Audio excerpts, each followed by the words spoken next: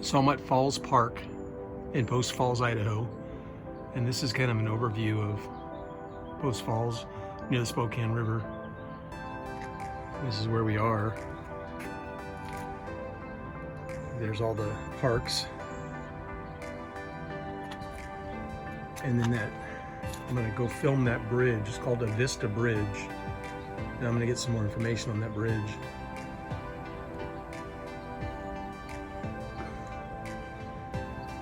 It comes out of Post Falls Dam, the main North Channel Dam, goes to the Vista Bridge, and then there's a middle fork, and then there's another fork. There's 3 dams here at Post Falls. And here's the welcome sign to Falls Park. It just talks about the founder, Frederick Post, the city of Post Falls founder. He was born in the community in Germany in 1821. The Corbin Ditch, which I took a picture of. It's got some history. It's 34 miles long. And then it talks about the Post Falls development.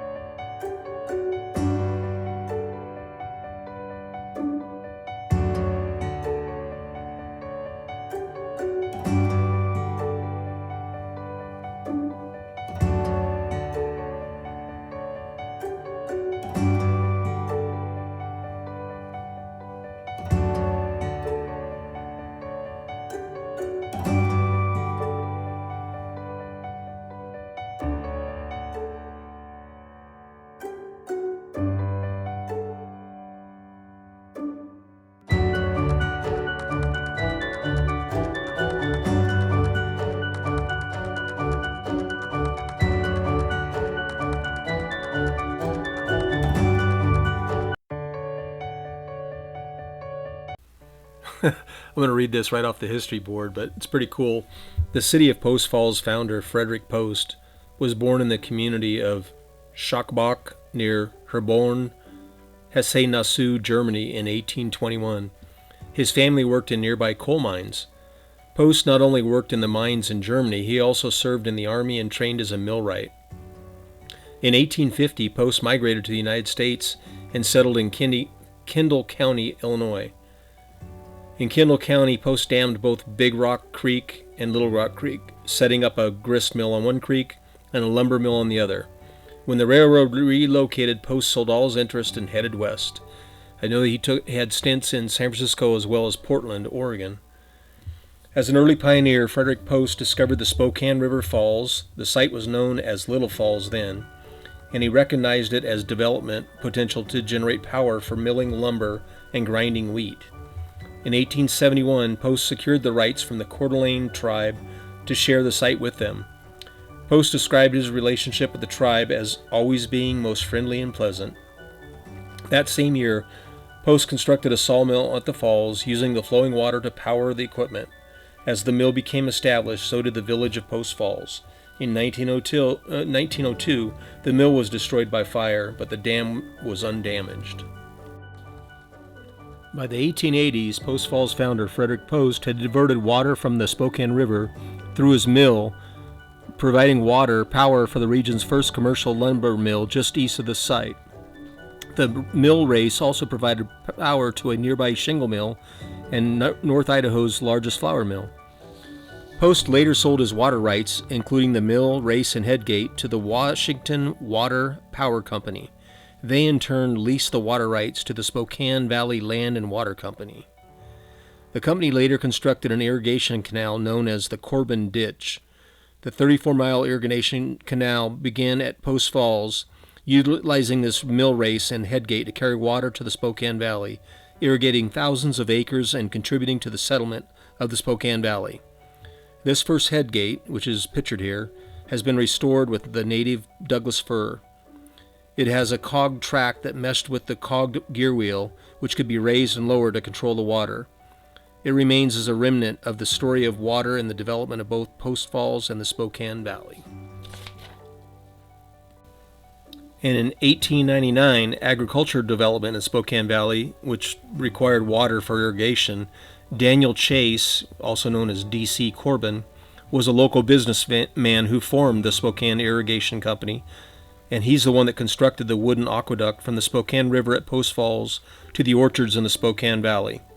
His company developed the 34-mile Corbin Ditch.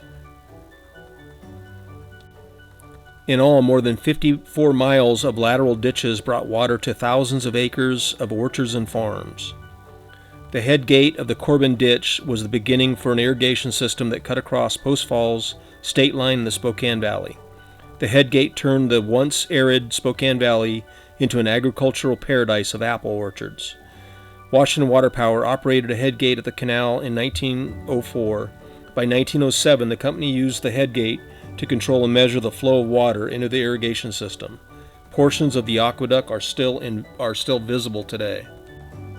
Again, reading here off the history board at the park, in 1986, Washington Water Power, Avista, leased the 22 acres that make up Falls Park to the city of Post Falls. The park was opened in the spring of 2003, with many phases and additions added over the next several years.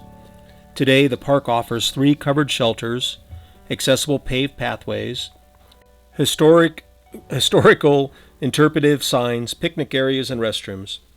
Falls Park also provides visitors a chance to scenic views of the North Channel Dam and a gorge, walk the trails, watch wildlife, picnic and relax, play at the playground, and fish in the pond dedicated for youth and handicapped individuals. Falls Park represents a community coming together with a vision and turning that vision into a reality. Well, that's the end of the video. I really appreciate you watching. I hope you enjoyed the drone footage. Please subscribe, please like us, and feel free to leave a comment. Until our next adventure, bye!